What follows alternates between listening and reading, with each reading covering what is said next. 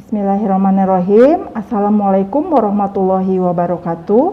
Perkenalkan, nama saya Susi Puspasari. Saya dosen dari Stikep PPNI Jawa Barat dari tim Gawat Darurat Kritis. Hari ini, pada kesempatan ini, saya akan membawakan tentang pembahasan hukum Gadar Kritis. Sebelum saya membahas tentang soal hukum, saya ingin memberikan tips ala saya ya terkait dengan bagaimana mengerjakan soal hukum. Ada 5 kata kunci. Yang pertama, kata kunci soal. Ya, pada setiap soal kasus yang muncul memiliki kata kunci. Di dalam soal tersebut, langkah pertama Anda dalam mengerjakan soal hukum adalah menemukan atau mengidentifikasi kata kunci tersebut. Bagaimana caranya? Caranya adalah dengan membaca soal hukum secara cepat dan fokus. Dibaca dengan cepat dan sangat fokus, dan ingat jangan sampai kehilangan fokus saat membaca cepat. Kehilangan fokus dapat membuat Anda mengulangi bacaan dari awal karena ada informasi yang masuk ke kepala Anda. Jadi ingat, fokus. Kemudian, setelah kita membaca cepat, kita analisis data secara tajam dan akurat. Tadi kata kuncinya, kemudian yang harus kita pahami juga adalah soal-soal hukum juga menyertakan data-data yang membantu analisis Anda dalam menjawab pertanyaan soal. Anda dapat mengeliminasi data-data yang tidak berkaitan dari pemikiran Anda dan fokus pada data-data yang benar mendukung analisis. Analisis yang tajam dan akurat berperan penting dalam ketepatan Anda menjawab soal. Hal ini dapat Anda pelajari dengan terus berlatih soal-soal uji kompetensi. Semakin banyak soalnya, semakin akan mengasah kemampuan Anda dalam menganalisis soal. Kemudian yang ketiga adalah tidak terjebak atau terkecoh dengan pilihan jawaban. Ya, soal-soal hukum itu sering menjebak peserta. Nah, jebakan yang sangat umum yang sudah kita ketahui bersama adalah jawaban seperti terlihat benar semua. Nah, disinilah ketelitian Anda sebagai peserta diuji. Periksa kembali ya, kata kuncinya tadi apa, kemudian periksa kembali data pendukung. Jadi dalam setiap soal hukum selalu ada satu jawaban yang paling benar. Teknik yang keempat adalah kesampingkan pengalaman pribadi. Pengalaman pribadi bisa merupakan kegiatan di laboratorium, magang, praktek belajar klinik ya, yang dapat membantu Anda dalam mengerjakan soal. Tapi ingat bahwa dalam ujian kompetensi, semua soal dikerjakan berdasarkan data yang ada pada soal. Jadi, Anda harus memahami maksud isi soal sesungguhnya berdasarkan data yang ada pada soal. Jangan pernah terjebak pada pengalaman pribadi Anda yang kasusnya itu atau kejadiannya serupa mirip dengan soal. Yang terakhir adalah lakukan teknik scanning dan skimming. Teknik scanning dan skimming sebetulnya sudah berkaitan dengan tadi yang teknik yang pertama, kedua, dan ketiga. Ya, tapi ini saya ulangi karena ini berkaitan dengan bagaimana caranya Anda mengingat. Ya, tertanam dalam pikiran dan daya ingat Anda. Teknik scanning dan skimming ini merupakan teknik untuk membaca secara cepat dan untuk menemukan main idea atau data fokus atau informasi yang pentingnya. Ya, jadi ingat pada kasus, pada vignette-nya nanti itu tidak semua data itu harus diprioritaskan. Karena kadang-kadang itu sebagai distraktor saja. Ya, jadi dalam melakukan scanning dan skimming harus cepat menggarisbawahi atau memfokuskan data penting yang sangat erat kaitannya dengan fokus pertanyaan. Kemudian kita lihat kata kuncinya. Kemudian kita lihat apa pertanyaannya.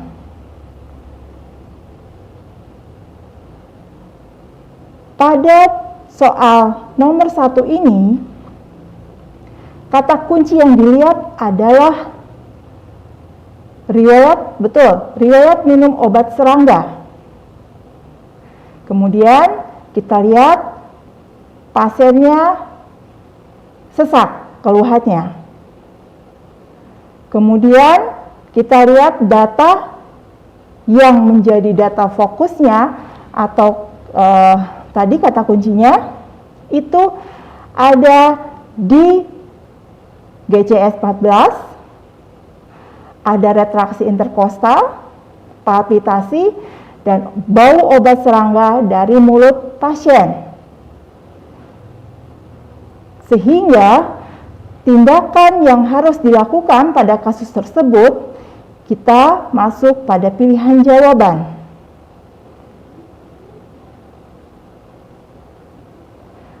Untuk kasus gawat darurat, itu berdasarkan prinsip tindakan, berdasarkan pada primary survey. Primary survey itu ada airway, breathing, dan sirkulasi. Kita lihat airway-nya, airway atau jalan nafasnya, kita lihat dari jawaban tersebut mana yang paling berhubungan. Karena klien ada riwayat minum obat serangga, sehingga kemungkinan cairan obat serangganya masih ada di dalam lambungnya. Sehingga apa yang harus dilakukan, segera dilakukan adalah segera untuk menghindari airway yang pertama, berarti pasiennya itu dilihat jalan nafasnya. Ya, jalan nafas clear karena pasien masih dengan GCS 14. Artinya masih bisa masih sadar, ya masih bisa diajak bicara. Nah, kemudian breathingnya sudah ada gangguan sebetulnya retraksi interkostal, tetapi masih sadar. Artinya kita masuk ke sirkulasi. Supaya pasiennya ini obat serangganya ini tidak masuk ke sirkulasi sistemik, sehingga dia harus segera dikeluarkan. Jadi tindakan yang paling tepat adalah, ya betul, nomor A, dipasang nasogastric tube.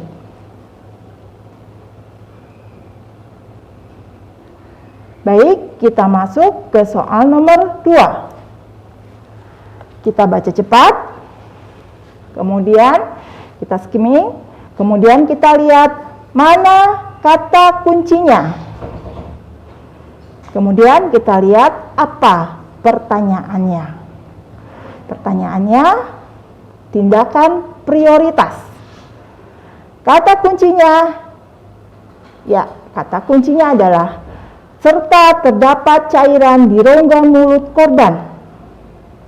Prinsip IGD, prinsip gawat darurat adalah primary survey. Ingat, airway, breathing, sirkulasi. Airway, jalan nafas. Jangan sampai cairan yang tadi ada di rongga mulut korban menjadi masuk ke dalam saluran nafas. Betul. Jadi tindakan yang paling tepat adalah melakukan suction. Karena pasiennya kondisinya tidak sadar, jadi tidak bisa melakukan sendiri untuk mengeluarkan cairannya. Ya. Baik, kita lanjut ke nomor 3. Kita baca cepat, kemudian lihat kata kuncinya. Kata kuncinya GCS 10. ya. Kemudian krepitasi, deformitas, kemungkinan ini adalah ya open fraktur femur dextra. Ada riwayat terdampak sepeda motor 8 jam yang lalu. Berarti sudah ada banyak perdarahan di sini datanya. Pertanyaannya, pengkajian lanjutan. Ya, pengkajian lanjut. Artinya tidak melihat pada tadi prinsip primary survey, artinya ini secondary survey, tetapi masih berkaitan dengan primary survey. Kita lihat satu-satu, ya, karena ini harus dilihat satu-satu karena ini pengkajian lanjut. Ya, kita harus tahu apa itu compartment syndrome. Ya, itu adalah komplikasi dari keadaan fraktur, ya, fraktur. Kemudian tanda-tanda tromboemboli vena. Ini dilihat dari mana? Dilihat dari nafas biasanya, karena biasanya embolinya terjadinya pada sirkulasi paru. Oke, kemudian embolisme lemak. Ini juga sama, nanti harus dilihat dari tanda pernafasan. Kemudian tanda-tanda infeksi. Ini akan terlihat pada waktu yang tidak golden period, tapi lebih dari golden period. Jadi kemungkinannya ini tidak bisa dilihat dalam 8 jam yang lalu. Dan yang terakhir adalah tanda-tanda shock. Kenapa ada tanda shock? Karena di sini ada data perdarahan. Nah, yang paling bisa terlihat adalah pada nadi. Ya. Nah, di soal ini tidak ada tanda nadi, tetapi dia sudah ada akral dingin, banyak perdarahan. Ya. Kemungkinannya yang jadi kemungkinannya untuk jawaban ini yang paling benar adalah ya yang nomor E, mengkaji tanda-tanda shock. Baik, kita lanjutkan untuk nomor 4. Baca soalnya cepat. Ya, ini soal untuk di soalnya di clue-nya ini ada 5 pasien, ya, dengan tanda dan gejalanya sendiri-sendiri, dan kita lihat mana pasien yang harus ditangani lebih awal pada kasus tersebut. Masukkan pikiran kita ke IGD, ke ruangan IGD, kemudian tadi ya sesuai dengan tipsnya, berdasarkan pengalaman, ya, kita membayangkan ruangan IGD, kita ingat prinsipnya, prinsip dari penanganan gawat darurat, yaitu primary survey. Primary survey ada airway, breathing, sirkulasi. Jadi kita ingat mana dari kelima pasien ini yang dia harus ditangani prioritas berkaitan dengan primary survey. Kita lihat mana yang paling paling harus segera ditangani kaitannya dengan jalan nafas. Apakah sakit kepala, apakah luka tusuk, serangan jantung, fraktur pelvis? Ya, jawabannya pasti yang ketiga. Jadi jawabannya adalah C. Baik, kita masuk pada soal terakhir. Kita baca cepat. Kemudian kita lihat kata kuncinya, ya. Pasiennya adalah kesadarannya menurun, somnolen, ya. Kemudian ada suara nafas, gargling. Suara nafas gargling itu suara nafas yang di atas, ya, yang di saluran nafas atas. Berarti kita ingat prinsipnya. Kemudian retraksi interkosta, akral dingin di kedua ekstremitas bawah. Tekan darahnya turun, frekuensi nadinya naik, frekuensi nafasnya naik. Riwayat terjatuh, kemungkinan ini adalah flail chest, ya. Apa tindakan yang tepat dilakukan pada kasus tersebut? Ingat airway. Airway dimulai dari membebaskan jalan nafas.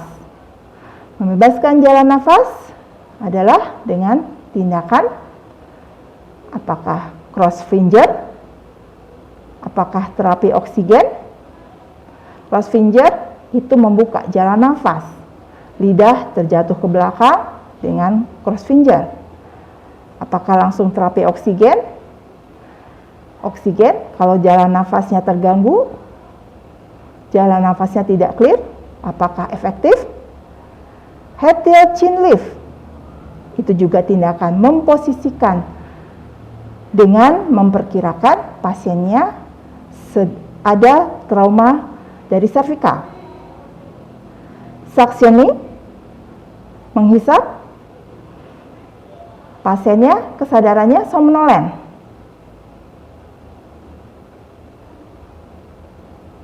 D itu memungkinkan. Pasang mayo atau uropharyngeal airway ini tindakan pada pasien yang dia untuk memudahkan nanti suctioning. Jadi tindakan kedua setelah pertama setelah suctioning. Begitu.